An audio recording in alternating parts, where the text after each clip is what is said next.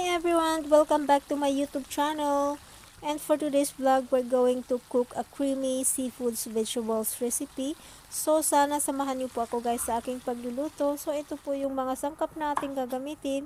So gagamit po tayo dito ng isang piraso ng ampalaya and hihiwain lamang po natin ito ng malilit na piraso.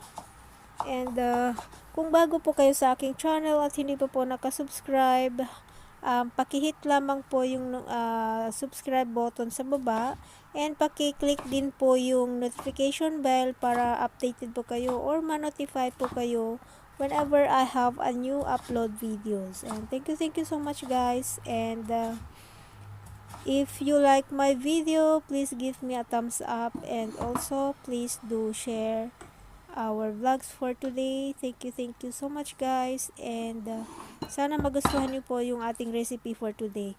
And gagamit din po tayo dito ng ilang piraso ng okra or yung lady's finger.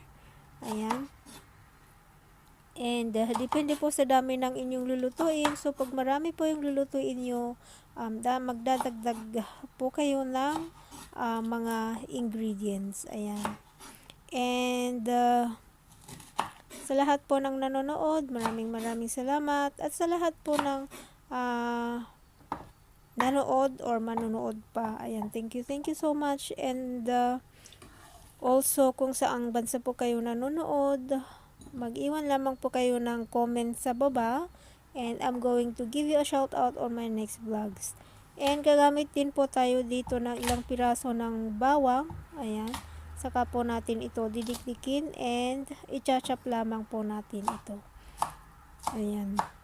At kung may katanungan po kayo or suggestions or request na recipe, pwede din po kayong mag-iwan ng comment sa baba and I'm going to cook it for you for our next vlog.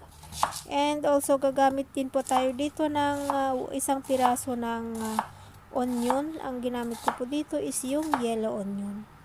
Pero pwede po kayong gumamit dito ng kahit anong sibuyas. Ayan, pwede din po.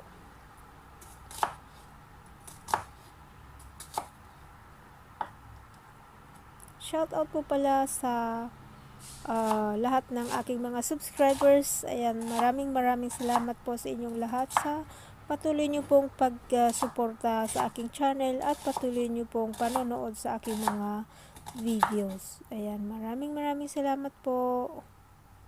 At pagkatapos po nating mahiwa, umpisan natin ang ating pagluluto. So, naglagay po ako dito ng 2 kutsara ng cooking oil at saka po muna natin gigisahin ang ating sibuyas.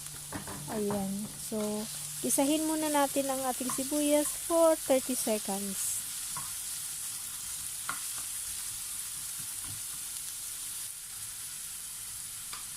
Yan, so pagkatapos ng 30 seconds, ilalagay na rin natin ang ating garlic. And ituloy lamang po natin ang ating paggisa hanggang sa mag-brown po konti yung ating sibuyas at bawang. And ayan. So, ngayon ilalagay natin ang ating hipon. And gigisahin lamang po natin ang ating hipon hanggang sa ito ay magbago ng kulay.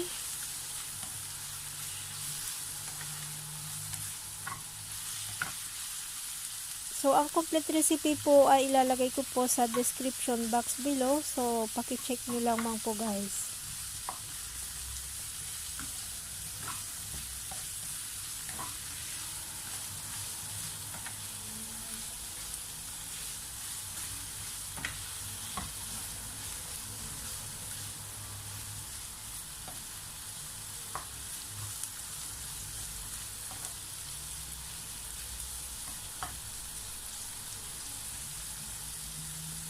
So, ayan na, nagbago yung kulay ng ating hipon. So, i-remove po muna natin ito sa kawali para hindi po ito ma-overcook.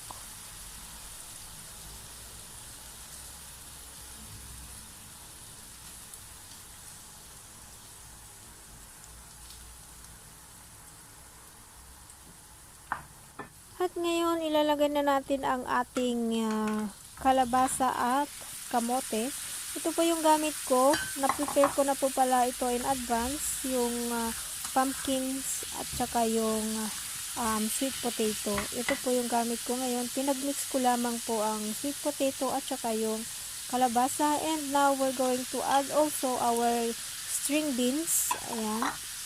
And ang ating ampalaya.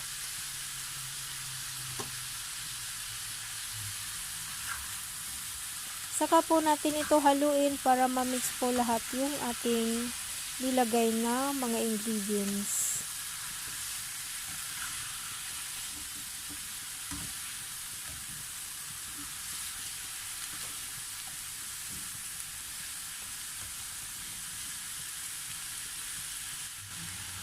Saka po kung maglalagay dito ng 2 tablespoon of light sauce, pero kung wala po kayong light sauce, pwede din po kayong maglagay ng salt or magic sarap. Ayan, saka po tayo maglagay ng konting paminta. At pagkatapos, ayan, imimix po muli natin. Halu-haluin lamang po natin ito para mag-combine po lahat yung ating mga nilagay na ingredients.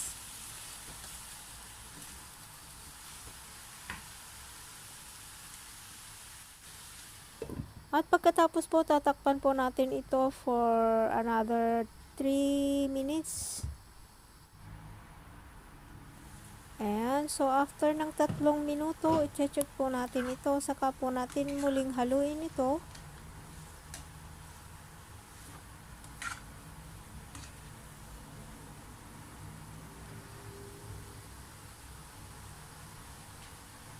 Saka po natin ngayon ilagay ang ating okra. Hindi ko po pala sinabay ang paglagay ng okra kasi ang okra po is madali po siyang maluto. And maglalagay din po ako dito ng half cup ng coconut milk. Ayan.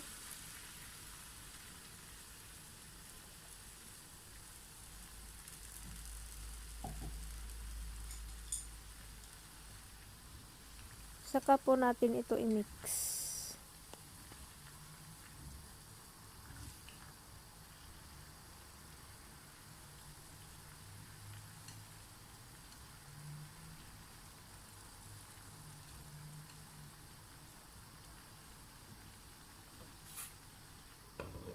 Saka po muli natin ito takpan for another 1 to 2 minutes. Ayan, so after 2 minutes, i-check po muli natin. Saka po natin muli hahaluin.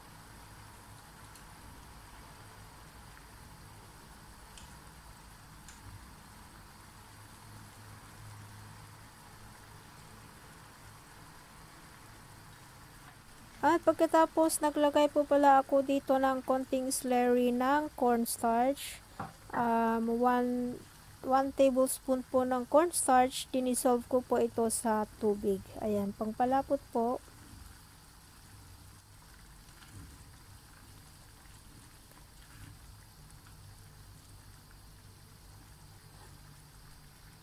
At ngayon, ibabalik na natin ang ating hipon.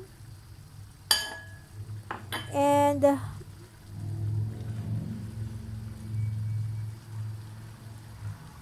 ayan, and nagprito po pala ako dito ng isda. So, ihahalo din natin dito yung isda na prinito.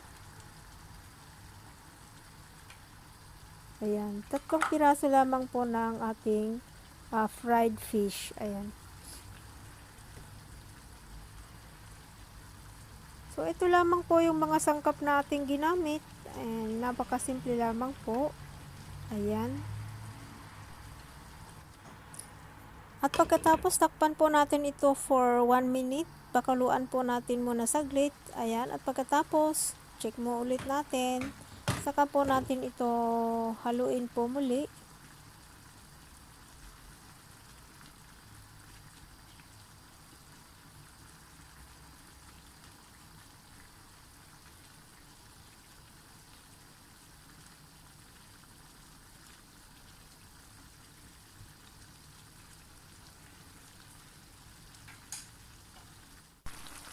So, ito na nga guys, ang ating creamy seafoods, vegetables.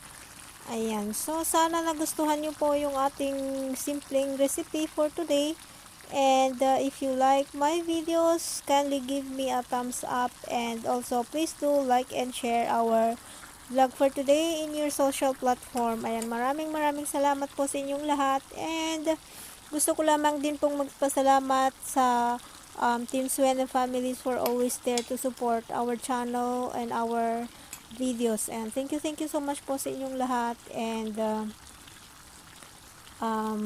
mabuhay po kayong lahat. Ayan. Maraming salamat, and hanggang dito po ang ating cooking vlog for today, and sana nag-enjoy po kayo, and sana nagustuhan nyo po yung ating simpleng recipe. And ayan, so luto na ang ating seafoods